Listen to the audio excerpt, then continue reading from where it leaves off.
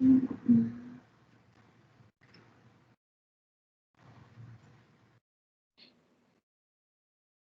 día de hoy vamos a ver la clase de PET-CT con 18-fluorodesoxiglucosa. Vamos a hablar de su biodistribución, las variantes en la biodistribución, sus indicaciones principales y la preparación del paciente. Yo soy Aurora Mercado, soy R4 de Radiología e Imagen y mi maestro asesor para esta clase fue el doctor Hugo Solís. Los objetivos para la clase del día de hoy: vamos a hablar de las características de la molécula del 18-FDG, vamos a hablar de su biodistribución normal, sus variantes de la distribución, las indicaciones y la preparación del paciente. Como introducción, bueno, tenemos que el PET-CT es una técnica diagnóstica no invasiva. Inicialmente se empezó a fabricar radiofármacos con el primer ciclotrón en 1938 aproximadamente. Empezaron a producir múltiples radionúcleos, pero de vida corta. La tomografía ya, bueno, más bien el PET, se empezó a utilizar como una imagen de la medicina nuclear a principios de los 60, en la cual pues se aplica al paciente un trazador que se va a llamar radiofármaco, que va a ser la unión de un fármaco o de una sustancia fisiológica con farmacocinética y farmacodinámica conocidas, se va a unir con un átomo radioactivo que va a emitir positrones. El fármaco pues va a presentar una biodistribución conocida y el átomo emisor de positrones nos va a indicar la localización de este fármaco en el cuerpo. El 18-FDG fue desarrollado aproximadamente en la década de los 70 y el PET-CT con la integración de la tomografía computada empezó a utilizarse aproximadamente en la década de los 90 y pues esto pues benefició que ahora tenemos un marco de referencia anatómico para el estudio.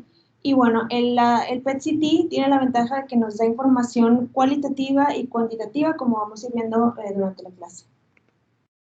Muy bien, la mayoría de los isótopos radioactivos, mi cursor, van a emitir positrones que emiten positrones para uso médico, van a ser producidos en un ciclotrón que tiene anexa una radiofarmacia donde se van a producir y se van a purificar estos radiofármacos. Desde ahí se van a trasladar a las unidades de PET-CT donde el fármaco va a ser inyectado al paciente.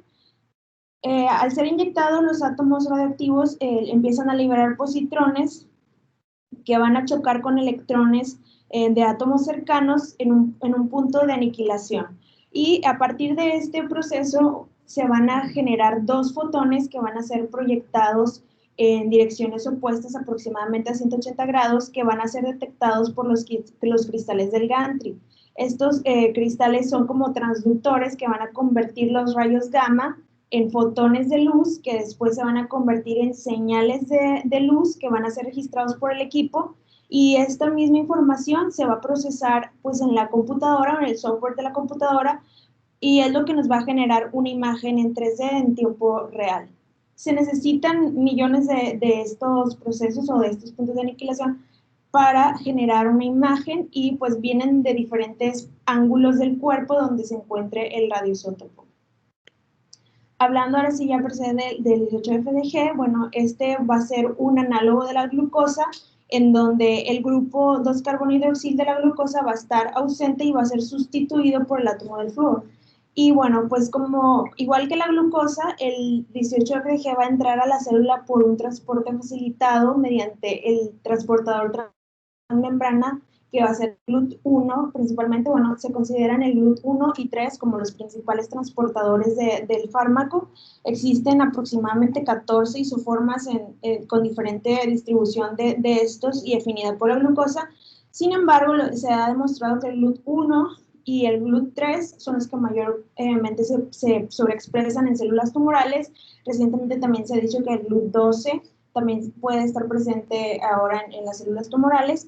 Y bueno, al entrar a la célula a través de este transportador, va a ser fosforilado por la exogenasa 2 para formar lo que es el FDG6 fosfato, y que a diferencia de la glucosa no va a poder ser metabolizado a partir de ahí debido a la ausencia del 2-carbohidroxil que pues le quitaron y por lo tanto se va a acumular intracelularmente. Se va a ir acumulando hasta ir generando una amplificación de la señal que va a ser detectada por el gantry. La única manera en la que el FDG fosfato puede dejar la célula es siendo desfosforilada por una reacción catalizada por la glucosa 6-fosfatasa. Sin embargo, las células cancerígenas contienen niveles muy bajos de esta enzima comparado con una célula normal y es por eso que lleva a su acumulación intracelular progresiva en el tiempo. Y bueno, es importante mencionar que el FDG no es específico de las células cancerígenas, también se puede acumular en sitios de infección o de inflamación. Sin embargo, aquí también cabe mencionar algo que las células inflamatorias o células partícipes en un proceso infeccioso, estas pues van a ser células relativamente normales y estas sí van a contener la glucosa 6-fosfatasa, entonces lo van a acumular, pero en una imagen tardía se va a poder observar cómo hay una disminución en la concentración del fármaco, es como una curva de captación donde va a ir en aumento y luego disminuye, a diferencia de las células cancerígenas donde va a ir se va a ir aumentando en la curva de concentración el fármaco y va a continuar así porque el fármaco no puede eliminarlo de la célula. Eso más o menos en pocas palabras. Y bueno, entonces sabemos que el 18-FDG va a ser un análogo de la glucosa con una energía máxima de 0.64, una vida media aproximada de 120 milímetros y tiene se utiliza la adquisición de imagen oncológica desde los 45 a los 60 minutos, dependiendo del centro donde se realice. Y bueno, en el protocolo de cerebro, el tiempo de adquisición de imagen oncológica va a ser un poco diferente, con una adquisición a los 30 a 45 minutos. Todos los isótopos tienen diferentes vidas medias. El FDG tiene la ventaja de que tiene una vida media relativamente prolongada que le permite ser transportado para ser utilizado en diferentes centros que no tengan un ciclotrón en su adyacente. Bueno, otros retrasadores de importancia clínica médica son los que vemos aquí, el galio 68, el carbono 11, el nitrógeno 13 y el oxígeno 15. Voy a dar algo breve de cada uno de sus principales usos. Estos van a ser retrasadores que van a ser etiquetados con un radionúcleo que va a emitir positrones, igual que el FDG, al reemplazar los átomos de oxígeno, carbono, nitrógeno e hidrógeno, dependiendo. Bueno, el galio 68 nos va a dar información sobre la barrera hematoencefálica y también es utilizado en la imagen oncológica, por ejemplo, el galio 68 dotatate. Es un análogo del receptor de la somatostatina y es utilizado frecuentemente para la detección y diagnóstico de tumores neuroendocrinos y meningiomas. Ya tuvimos un caso aquí que por ahí el doctor Hugo nos lo compartió, que lo pudieron ver. El carbono 11 también es otro, bueno, el galio tiene también una vida más o menos prolongada de 68 minutos aproximadamente. El carbono 11 tiene una vida media pues relativamente corta de 20 minutos. Usualmente pues este radiotrazador se utiliza en centros que tengan un ciclotrón que esté cerca o que esté en el mismo hospital para poderse utilizar por esto mismo de la vida media. Existen muchísimos trazadores con carbono 11, la mayoría son utilizados para fines de investigación por lo mismo de esta vida media corta, porque necesitamos el ciclotrón y la radiofarmacia que esté adyacente, y bueno, estos van a actuar como agonistas o antagonistas para ver diferentes subtipos de neurotransmisores en diferentes enfermedades neuropsiquiátricas. Tenemos, por ejemplo, el carbono 11-PIB o Pittsburgh Compound B. Se ha utilizado para la visualización de placas beta-amiloide en pacientes con Alzheimer y se ha descrito incluso que confirma la existencia de estas placas incluso antes de la presentación de la demencia en los pacientes. Otro sería también el carbono 11 flumacenil. Se ha utilizado para los receptores de las benzodiazepinas en pacientes con epilepsia. Entonces, estos se encuentran en la misma región que los receptores GABA. Por lo tanto, bueno, ya sabemos que los GABA son de los neurotransmisores inhibidores más importantes del sistema nervioso central. Entonces, una reducción de estos se ha visto en pacientes con esclerosis demasiado temporal, entonces, pues tiene un uso también en la epilepsia.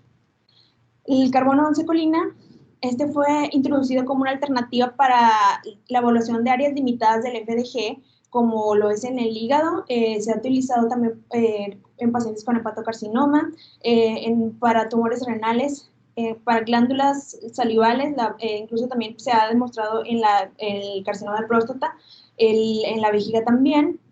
Y la captación del radiofármaco va a ser proporcional al grado de duplicación celular tumoral de la neoplasia que se está estudiando.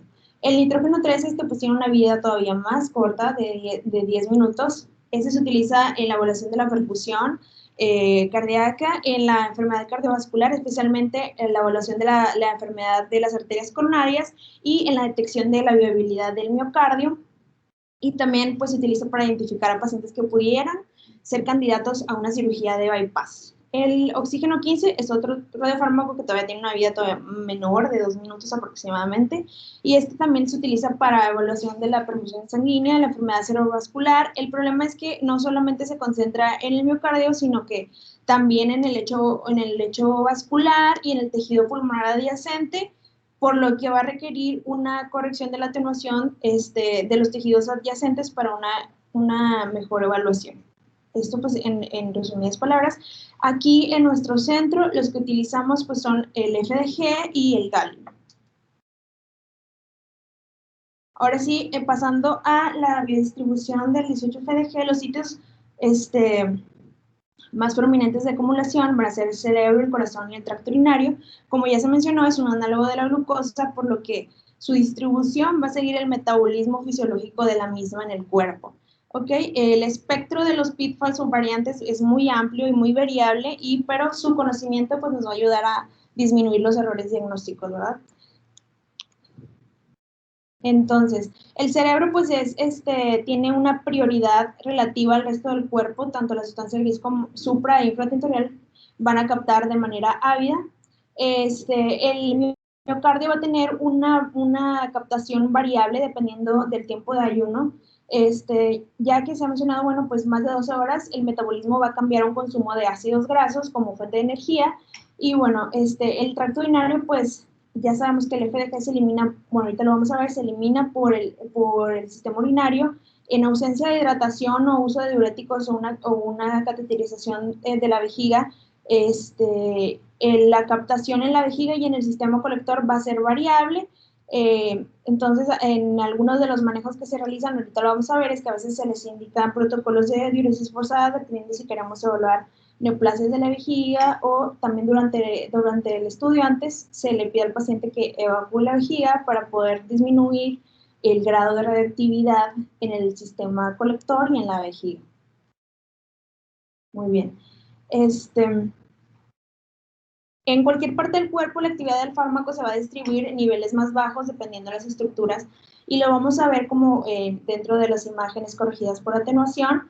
Otros donde podemos encontrar, bueno, va a ser en el lecho vascular a nivel del mediastino y los grandes vasos, el hígado y el vaso, que va a ser ligeramente mayor que el lecho vascular, las asas de intestino, que va a ser de captación variable, ahorita vamos a ver más de esto, estructuras que contienen médula ósea, como la columna, la pelvis, la cadera, el esternón incluso. Esto va a mostrar una captación ligeramente mayor al lecho vascular, el tejido linfoide, especialmente las amígdalas palatinas, y las glándulas mamarias. Aquí tenemos dos ejemplos. Este es un paciente masculino. Y bueno, aquí donde podemos ver la captación normal a nivel del hígado, vaso, el sistema colector, la vejiga, la médula ósea, tejido linfoide. Y bueno, aquí en esta representación es una paciente mujer donde podemos ver solamente tiene un riñoncito, una paciente que tuvimos con antecedente de nefrectomía por un carcinoma renal, pero lo puse para representar cómo podemos observar la captación normal del tejido glandular mamario bilateral. Bueno, el miocardio tiene una captación variable con un ayuno dependiendo si es de 4 hasta 18 horas. En un estado postprandial la captación va a ser muy intensa, similar a la sustancia gris. Con un ayuno suficiente, al cambiar su metabolismo por ácidos grasos, va a ir disminuyendo hasta ser casi ausente. Una distribución en el ventrículo izquierdo, este va a ser el último en perder la avidez por la glucosa. Igual, una distribución irregular se puede presentar en forma de focos que pueden malinterpretarse como, a lo mejor como ganglios mediastinales, si no se cuenta con una relación anatómica. Podríamos pensar que este es un ganglio, sin embargo, la correlación anatómica con la tomografía podemos observar que se encuentra en el miocardio, y esto puede ser una variante de la captación dependiendo del estado de ayuno del paciente. En un estado postprandial, el miocardio del ventrículo derecho puede observarse con niveles bajos de captación, pero en hipertrofia puede verse prominente. Así es, pues que ya sabemos que el ventrículo izquierdo es el último en perder su captación o su avidez por el fármaco, si este no lo vemos, y sin embargo vemos el miocardio del ventrículo derecho que está captando ávidamente, pues desde ahí ya sabemos que hay algo que está mal, y pues en este caso podría tratarse de una hipertrofia del miocardio, entre otras patologías. El sistema musculoesquelético, bueno, en reposo utiliza el metabolismo oxidativo de ácidos grasos, y en un estado de demanda energética, la glucosa o la glucólisis se vuelve la principal fuente de energía del músculo, y entonces va a depender de la entrega de oxígeno y la capacidad oxidativa del tejido. Las fibras musculares rápidas con una capacidad oxidativa limitada, pues tienen mitosis escasa y una capacidad oxidativa limitada con el se asocian a una alta demanda y constante de glucosa.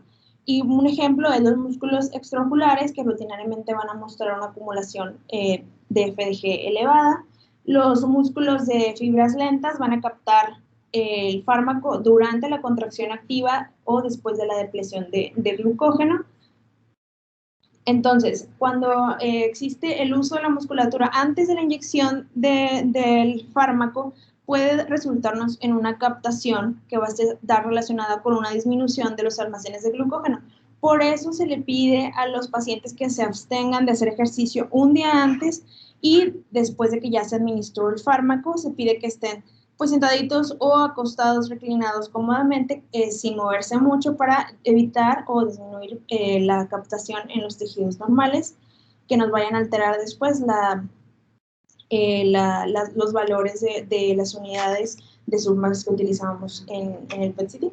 Y bueno, también la insulina nos va a aumentar la captación muscular de glucosa, y esta va a ser cuando es administrada antes o inmediatamente después de la administración del fármaco. Nos va a causar una captación muscular aumentada y difusa, y de esto ahorita vamos a hablar en la preparación del paciente. También los músculos intercostales y las curvas diafragmáticas pueden verse como una variante en pacientes que tengan un esfuerzo ventilatorio intenso, ya sea por que tengan una enfermedad pulmonar crónica. Los músculos strap del cuello, los músculos escalenos, los músculos paravertebrales también se pueden ver en pacientes con ansiedad, por lo que puede conllevar un estudio como este. Se pueden observar con mucha frecuencia. Y de igual manera, los músculos laringeos y de la lengua se asocian a un aumento de la captación cuando los pacientes están platicando mucho durante el periodo de captación celular del fármaco. Entonces, pues también se les pide a los pacientes pues que en medida de lo posible pues no platiquen mucho después de que ya se les inyectó el fármaco, especialmente si es una neoplasia del área de la cavidad oral o de cabeza y cuello. Bueno, aquí tenemos un ejemplo de un paciente de aquí de nuestro departamento, donde podemos observar que en la valoración del MIP hay un aumento difuso de la captación en el sistema musculoesquelético de manera generalizada. También podemos ver un poquito en miocardio, podemos ver un poquito en el sistema colector, en asas de intestino. Aquí con un poquito más de contraste, donde podemos todavía apreciar más la captación muscular, se pueden delimitar muy bien. Y ya en la función PET-CT podemos ver el aumento difuso de la captación del radiofármaco, y un paciente a la hora de la administración del fármaco tenía una glucosa de 91, sin embargo, pues al adquirir el estudio y ver los resultados, ya después ya se comentó que había utilizado insulina previo al estudio. Y pues esto resultó en una captación difusa del radiofármaco en sitios de actividad pues relativamente normal, y pues esto nos puede dar falsos positivos. Ok, Negativos, ¿verdad? Falsos negativos porque no veríamos la lesión. así.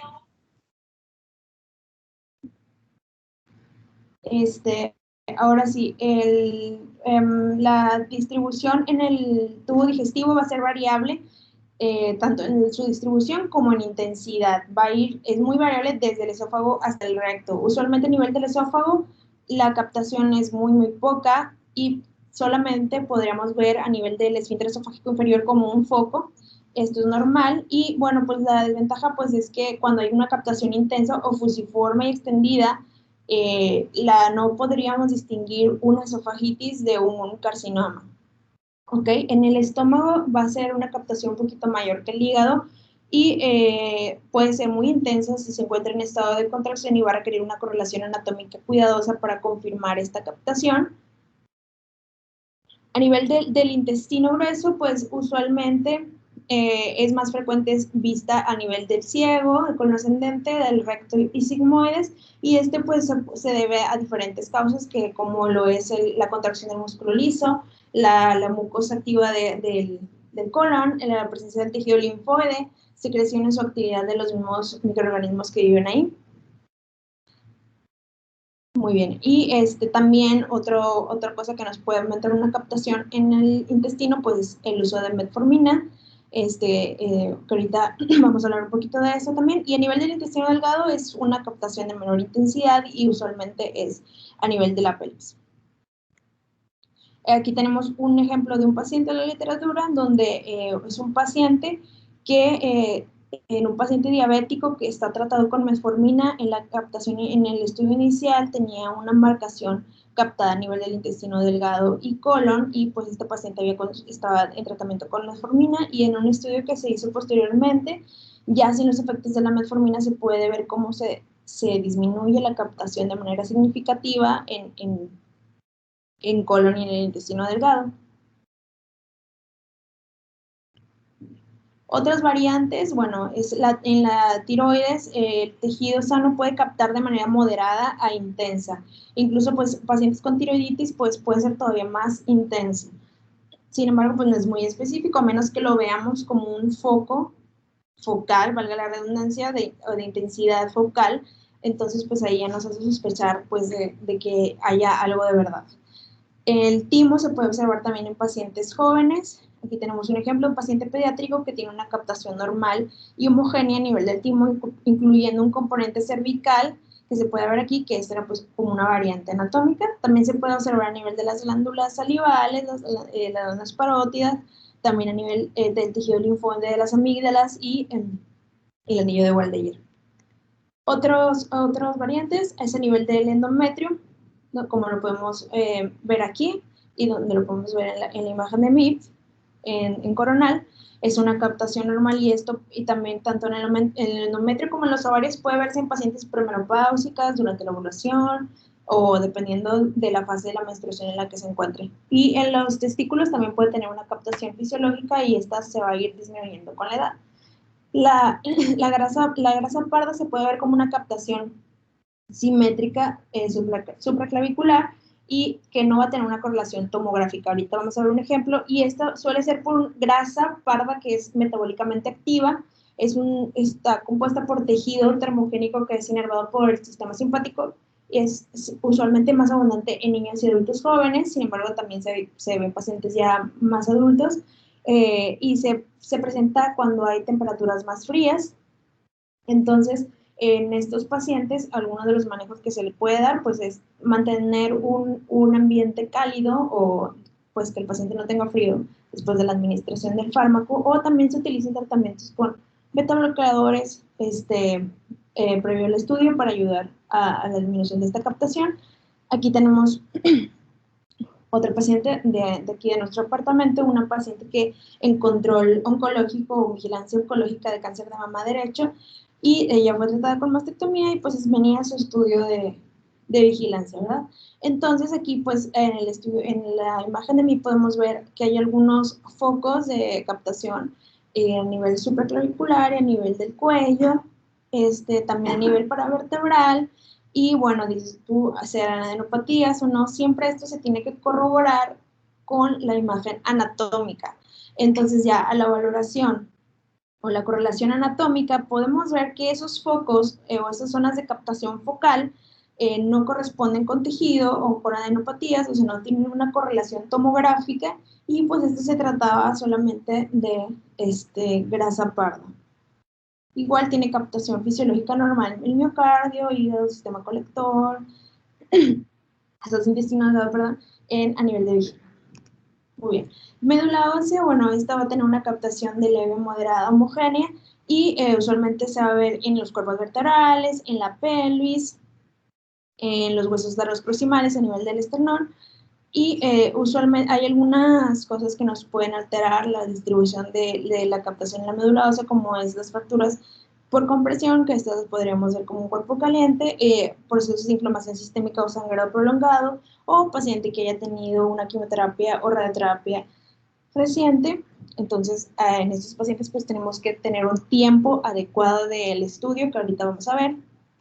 Y también en pacientes que hayan recibido estimulantes hematopoyéticos va a haber un aumento difuso de la captación. Aquí tenemos un ejemplo de nuestro departamento. Es un paciente con cáncer testicular, tratado ya con orquiectomía y quimioterapia. Esto fue en enero, su estudio fue en marzo, y pues vamos a ver que hay una captación homogénea a nivel de la médula ósea, a nivel de la columna vertebral aquí en el coronal, y con un sagital oblicuo para que lo puedan apreciar mejor, y también a nivel de los huesos de la pelvis. Este es otro ejemplo. Este es un estudio de base, un paciente con linfoma, donde se podían observar múltiples adenopatías con una captación focal a nivel mediastinal y periclaviculares, y la evaluación en el estudio de evaluación de respuesta a tratamiento después de 3 ciclos de quimioterapia, con el tiempo adecuado de espera después de tratamiento, estas adenopatías ya no se visualizaban. Sin embargo, ahora se observaba una captación difusa de la médula ósea, y esto fue por un efecto de la quimioterapia. Otras variantes van a ser los procesos inflamatorios, como la inflamación leucocítica, va a tener un aumento del metabolismo glucolítico. También la cicatrización normal. Aquí tenemos un ejemplo de una cicatriz de una cirugía tipo LAPE, donde podemos ver que va a tener un aumento de la captación, y pues corresponde con los cambios quirúrgicos. También en la enfermedad traumatosa puede haber aumento de la captación en la pared de los vasos. Las fracturas en cicatrización, aquí tenemos un ejemplo de un paciente en nuestro departamento que tenía unas fracturas costales del arco posterior, era el 9º y 10º arco posteriores, que presentaban una captación focal.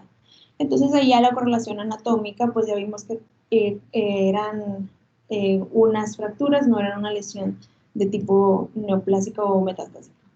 Igual también se puede observar aumento de la captación en la enfermedad articular degenerativa, principalmente la articulación esternoclavicular, la acromioclavicular o la articulación costovertebral.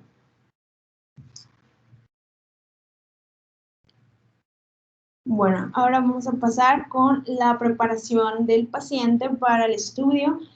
El principal propósito, uno de los principales propósitos de esto, de la preparación, va a ser disminuir la captación del trazador en los tejidos normales y optimizar la captación en las estructuras de objetivo, ¿ok?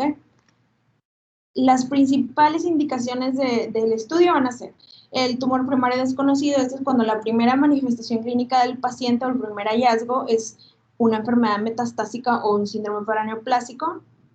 Para la estadificación de la enfermedad, para el monitoreo de la respuesta al tratamiento, determinar si existe enfermedad residual, determinar una recurrencia de la enfermedad, en la evaluación del nódulo pulmonar solitario. También se utiliza como guía para biopsia y para la guía de la radioterapia también.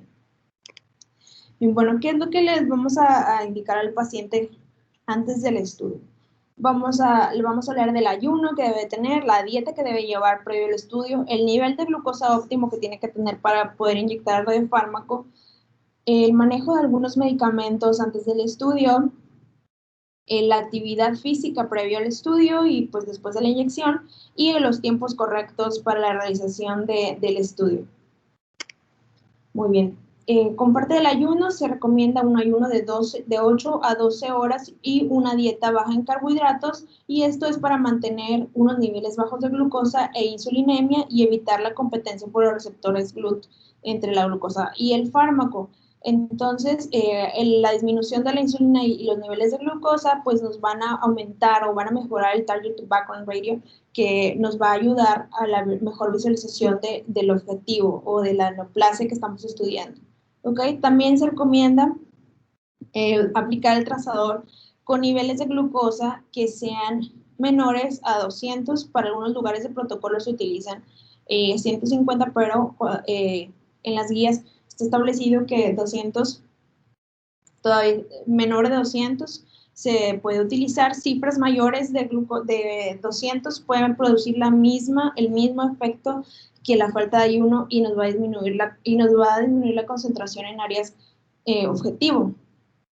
Igual en pacientes con diabetes mellitus crónica, existe la evidencia de que una glicemia crónica mayor o igual a 200 va a tener una influencia mínima en la captación. Entonces, pues no va a haber mucho problema con estos pacientes que ya tengan una diabetes crónica de larga evolución.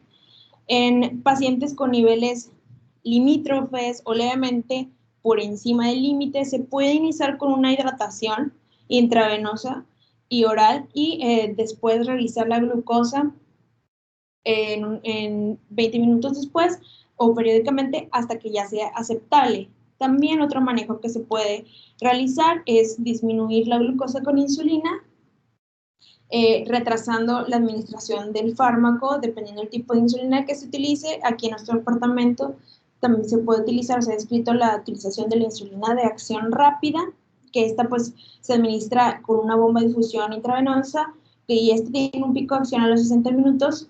Esto se ha estudiado ya en diferentes protocolos, todavía no está del todo establecido en las guías, pero se ha demostrado beneficio en cuanto al manejo de la glucosa.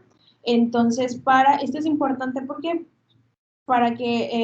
es importante la corrección y el conocimiento de esto, ya que una cancelación o una reprogramación del estudio pues nos va a llevar tanto en un retraso en el diagnóstico como en el tratamiento que estos pacientes pudieran recibir. Entonces, tenemos que puede utilizarse con una valoración periódica y estrecha después de la inyección de la insulina. Ahorita vamos a ver un caso. Sin embargo, el paciente, si está en tratamiento con insulina, lo debe suspender mínimo de 2 a 4 horas, dependiendo del tipo de insulina que esté utilizando, sea de acción rápida, sea de acción prolongada. Dependiendo del tipo de insulina que esté recibiendo, va a ser el tipo de indicación que se le va a dar. Pacientes con metformina, el fármaco debe de ser suspendido 48 horas antes del estudio. La metformina suprime la gluconeogénesis hepática y nos va a aumentar la captación intestinal de los fármacos al mismo tiempo. Igual manera, si se va a utilizar contraste intravenoso para la tomografía diagnóstica, se deberá a descontinuar después también del estudio, pues por el riesgo de nefrotoxicidad que ya vimos en clases previas. Y esto especialmente en pacientes con enfermedad renal. Y en cuanto a la actividad física, el paciente tiene que evitar el ejercicio 24 horas antes. Aquí tenemos un ejemplo donde podemos ver una captación difusa a nivel del sistema musculoesquelético y el miocardio, también pues en vejiga y un poco en cerebro. Y este era un paciente que realizó ejercicio dentro de las 2 horas previas a su estudio. Como pueden ver, pues la distribución es muy similar a los pacientes que recibieron o se inyectaron insulina previo al estudio. En los tiempos de la tomografía se ha escrito, que después de una biopsia, más de una semana, tenemos que esperar. En algunos artículos mencionan que hasta 4 semanas después de la biopsia, en otros dicen que con más de una semana es suficiente. En los pacientes que hayan sido intervenidos quirúrgicamente, obviamente va a depender también del sitio quirúrgico donde haya sido, pero se recomienda aproximadamente un periodo de 4 semanas de espera después de la cirugía para poder realizar el estudio. Para las pacientes que recibieron quimioterapia, se recomienda que sea después de 4 a 6 semanas después de haber terminado su último ciclo o el ciclo más reciente que haya tenido. Y para la radioterapia, Igual en este se requiere un poquito de más tiempo, tiene que ser después de 3 meses, hay quienes dicen de 2 a 3 meses después del último tratamiento de radioterapia que haya recibido, y esto es por la inflamación por radioterapia que puede darnos falsos positivos o puede tener un aumento en la captación del radiofármaco. Aquí tenemos un ejemplo del departamento de una paciente que a su llegada presentaba una glucosa de 270 miligramos por decilitro, pues está muy por arriba del límite. Se le inició insulina de acción rápida con 25 unidades en 250 cc de fisio y se estuvo midiendo la insulina al tiempo cero, a la inyección, a los 10 minutos, 30 minutos. Existen unos protocolos que lo adquieren cada 20 minutos hasta lograr la meta, hasta llegar a la meta, después de la inyección, y luego ya la inyección del fármaco fue 30 minutos después de la suspensión de la insulina, y pues podemos ver que hay múltiples focos de captación a nivel del parénquima pulmonar, estos eran múltiples nódulos bilaterales. Sin embargo, aquí lo importante pues es ver que con este protocolo de manejo se tuvo un estudio diagnóstico adecuado, ¿verdad? Contrario a que si hubiera estado con niveles elevados de glucosa al momento de la inyección del fármaco. Bueno, ahora en otra parte muy importante de la preparación pues va a ser la historia clínica. En tenemos que documentar el tipo y el sitio de malignidad para corroborar que sea el estudio indicado y el trazador indicado también para la neoplasia, porque puede que sea, por ejemplo, un tumor neuroendocrino y que en estos casos el paciente se beneficiaría, por ejemplo, de otro fármaco con galio, ¿verdad? También hay que ver los marcadores tumorales para ver más o menos en qué estado se encuentra el paciente, las fechas, o bueno, también el sitio de malignidad es importante para poder especificar el tipo de protocolo de adquisición que se va a elegir para el paciente. Por ejemplo, un paciente con melanoma, uno de los criterios va a ser si la lesión se presenta por arriba o por debajo del ombligo. Entonces, si es por arriba del ombligo, a veces solamente con un protocolo de cráneo a tercio inferior del muslo es suficiente. Sin embargo, si la lesión se encuentra, digamos, no sé, a nivel del pie o adyacente a un ortejo, pues entonces ahí el protocolo va a ser de la cabeza a los pies, ¿verdad? Entre otros criterios. Por eso es importante también verificar dónde está la malignidad del sitio. Las fechas de diagnóstico y de tratamiento para ver que sea el sitio, más bien el tiempo correcto de adquisición para poder evitar falsos positivos o negativos. Entonces hay que corroborar los últimos ciclos y sesiones de radioterapia. También si tuvo antecedente de infección o fractura, también, ya que esto también puede darnos un aumento en la captación y darnos falsos positivos, ¿verdad? También comorbilidades como pacientes diabéticos y qué tipo de control terapéutico llevan. Hay que revisar los medicamentos que utiliza el paciente, ya sea para la diabetes o también si utiliza corticosteroides, ya que estos también pueden enmascarar algunos procesos inflamatorios y neoplásicos. Entonces también hay que corroborar los medicamentos que esté tomando, hay que también revisar los estudios previos que tenga el paciente, si los tiene a la mano para poder hacer una comparación con el nuevo estudio que él se le haga. También la capacidad del paciente de permanecer inmóvil durante la adquisición, que puede ir desde 15 hasta 45 minutos y que pueda permanecer con los brazos sobre la cabeza. Bueno, esto depende del protocolo, pero de igual manera, si no puede mantener los brazos sobre la cabeza, se puede realizar con los brazos abajo o con un brazo abajo y el otro arriba, dependiendo del estado físico del paciente. Bueno, ¿qué vamos a hacer cuando el paciente llega a nuestro centro? Bueno, se va a pesar, se va a medir. Esto se tiene que documentar para poder realizar el cálculo de la dosis. Posteriormente, se va a hacer una canalización de la vía periférica y se va a iniciar una hidratación intravenosa y oral. Esto para disminuir la concentración en el sistema colector y en la vejiga. Y además, el paciente tiene que vaciar la vejiga antes del estudio. También en este momento, pues también se realiza la medición de la glucosa en sangre, para poder ver si se necesita iniciar algún tipo de protocolo, sea de hidratación o sea de un manejo con insulina para el control glicémico del paciente. Posterior a a esto, bueno, ya se realiza la inyección del fármaco, el paciente debe permanecer sentado o reclinado en una habitación tranquila para disminuir la captación en los tejidos normales. Si es un protocolo de cerebro, pues también se recomienda que se encuentre en una habitación con las luces apagadas o tenues para también evitar la sobreestimulación del cerebro. De igual manera, pues antes, igual que en muchos estudios, debe retirar objetos metálicos del cuerpo, aretes, pulseras, cadenas, anillos, reloj, todo lo que sea algún metal en el cuerpo, se tiene que retirar y colocarse su bata de paciente. Muy bien.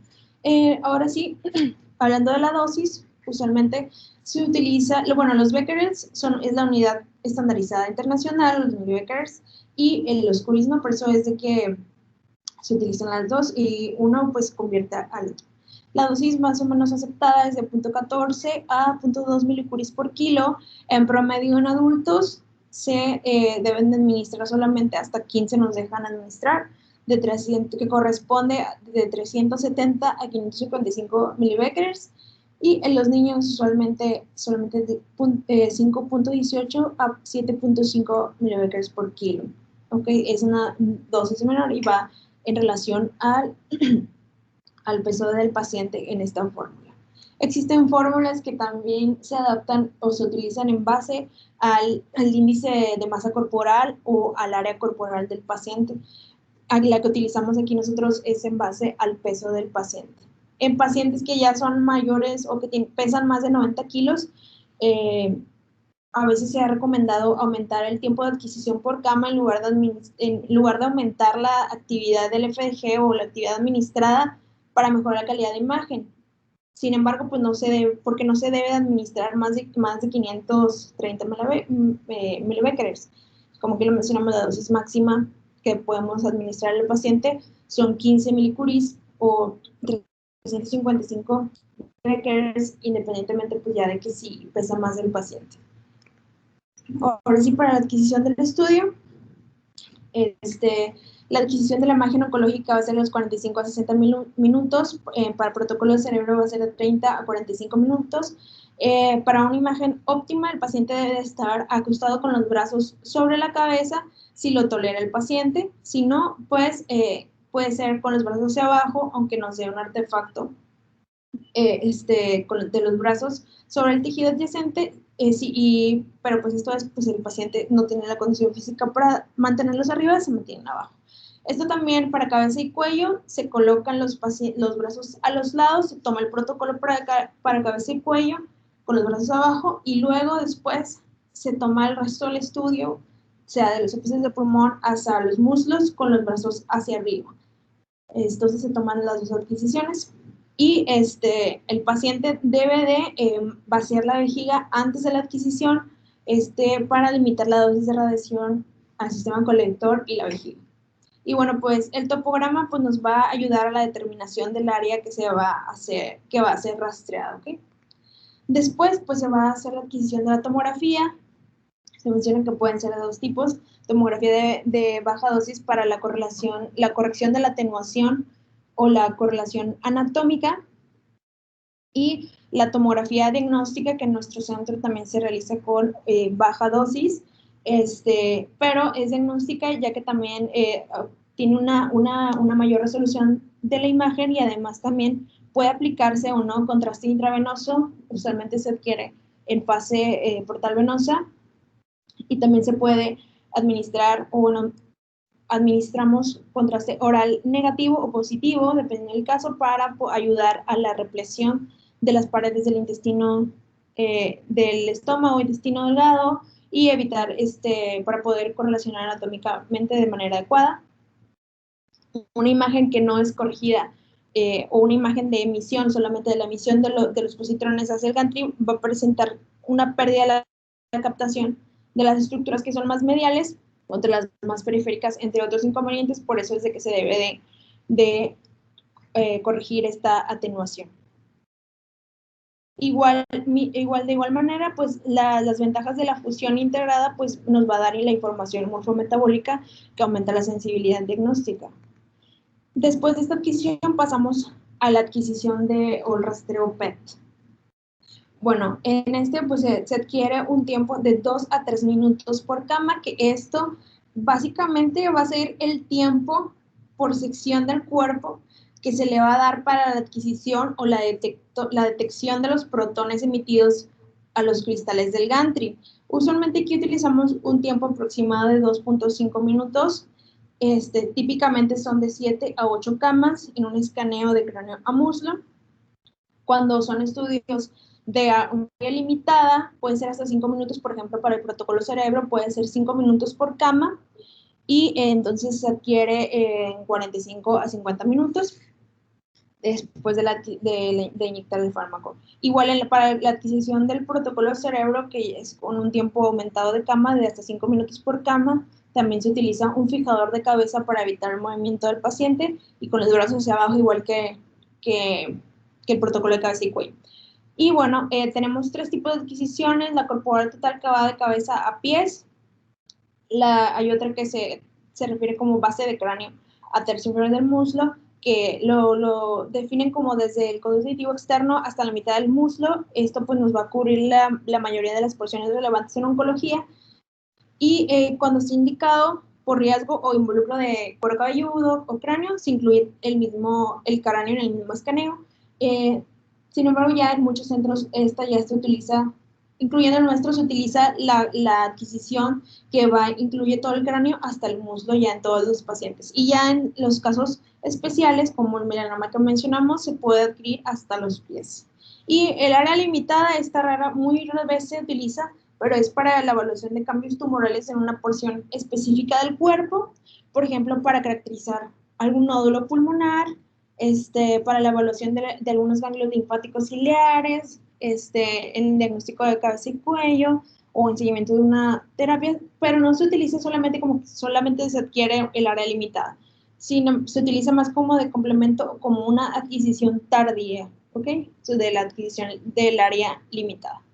Y bueno, después de esto, pues se realiza la fusión del PET-CT en una reconstrucción multiplanar que ya nos va a dar la integración de la información morfológica y metabólica. Ahora bien, bueno, y esta pues es una de las ventajas del PET, que nos va a dar una semicuantificación del radiofármaco en unidades estandarizadas de valor o sub, para determinar la cantidad de concentración de radiofármaco por gramo de tejido del órgano, y esta va a estar en relación estrecha con el peso y la cantidad del fármaco que va a ser administrado en cada paciente. Usamos generalmente la medida del submax o el máximo. Y bueno, esto pues nos refiere que, bueno, en un tumor maligno que tiene un aumento en la glucólisis, usualmente va a tener un aumento en la captación de la glucosa, y esto nos va a dar valores elevados del sub. Bueno, y pues se puede utilizar, estas unidades se utilizan en la evaluación de la respuesta de tratamiento, y el pronóstico no está bien como estandarizado a nivel internacional, porque depende, o la precisión del sub va a depender de diferentes factores, como lo son el paciente, pues va a depender del peso, grado de ayuno, su nivel de glucosa. Otro factor del retrasador va a ser la dosis inyectada, si existe extravasación del mismo. Otro factor a nivel del escaneo va a ser estrés durante la captación o ansiedad, retraso en la adquisición del estudio por una u otra cosa, movimiento durante el estudio, si se utilizó contraste intravenoso y o oral positivo, ya que esto puede darnos un aumento en la medición. También los parámetros del equipo, si está bien calibrado, si se le ha dado su mantenimiento correcto, y los factores del procesamiento, los tipos de algoritmos de reconstrucción que utilice, el tipo de mapa de atenuación, el tamaño y la posición del ROI que se utilice para la medida, pues son otros factores que nos van a afectar. Entonces, la reproducibilidad de esto va a depender del protocolo clínico de cada institución, del tipo de reconstrucción, de mapa de atenuación y de todo esto que ya mencioné. Bueno, ahora del procesamiento. Típicamente los paquetes de software ya nos van a dar unas imágenes alineadas de la tomografía y la fusión en los 3 planos y el MIP para ver en 3D. Una buena práctica clínica, mencionó las guías, que es las reconstrucciones con y sin atenuación de atenuación, sin corrección de atenuación, perdón. que se conocen como PET-AC o PET no atenuado, esto, ¿por qué nos puede ayudar? Esto es para poder identificar artefactos de la reconstrucción. Entonces, siempre tenemos que evaluar las dos, para ver que esté bien corregido. Y, pues, ¿cómo lo podemos diferenciar? Algunas características son, por ejemplo, que el pulmón va a tener una intensidad menor en la imagen corregida que en la no corregida. El hígado, usualmente en la imagen corregida, va a tener una captación uniforme comparado con la no corregida, como lo podemos ver aquí, más uniforme. La piel usualmente es más prominente o se observa de manera más intensa en la no corregida, como lo podemos ver aquí, comparado con el corregido, ya que esta es superficial y tiene un poco de menos atenuación. Entonces, en el sistema, pues ustedes van a ver estos dos y si ven que dice NAC, pues va a ser que es la imagen no corregida y el la C va a ser la imagen corregida. Y bueno, como conclusión, pues tenemos que el PET-CT nos va a dar la información tanto metabólica y anatómica en una sola examinación. El 18 fluoresceína es el trazador más usado en el PET-CT oncológico y es sensible tanto en la detección, el estadiaje y el monitoreo del tratamiento, y el conocimiento de su biodistribución normal, así como sus variantes, conocimiento también de los factores técnicos de la adquisición y los relacionados con el paciente y sus comorbilidades, pues nos van a ayudar a disminuir los errores diagnósticos. Y bueno, esto es todo por ahí y bueno, por mi clase. No sé si el doctor Hugo tenga algún comentario. En realidad, pues en preparación del paciente, siempre, como tú bien lo comentaste, lo indispensable es conocer nuestro paciente para saber cuál es el protocolo que vamos a adecuar. Obviamente nos vamos a basar siempre en algunas guías de recomendación, pero como tú lo comentabas, ¿no? No es lo mismo un paciente que tiene un melanoma en cara a el que tiene el dedo del pie, entonces tienes que ajustar muchas cosas. Todo va a ir, todo es dinámico, ¿verdad? Siempre está, tú lo has visto, está cambiando. De repente tenemos que adecuar, como bien comentaste, oye, ¿sabes qué? La dosis viene muy cargada, pues disminuimos dosis, o viene muy poco, bueno, aumentamos tiempo de cama. Entonces, todo esto es dinámico en el cuestión de la preparación del paciente. Lo más importante es su nivel de glucosa en aquellos pacientes que no son diabéticos de larga evolución, una dieta óptima principalmente. Y ya más adelante pues tendremos que ver aquellas perlas o pitfall que nos podemos encontrar, pero bueno, en base a esto yo creo que la verdad estuvo muy completo. Muchas gracias, Aurora. Gracias, doctor.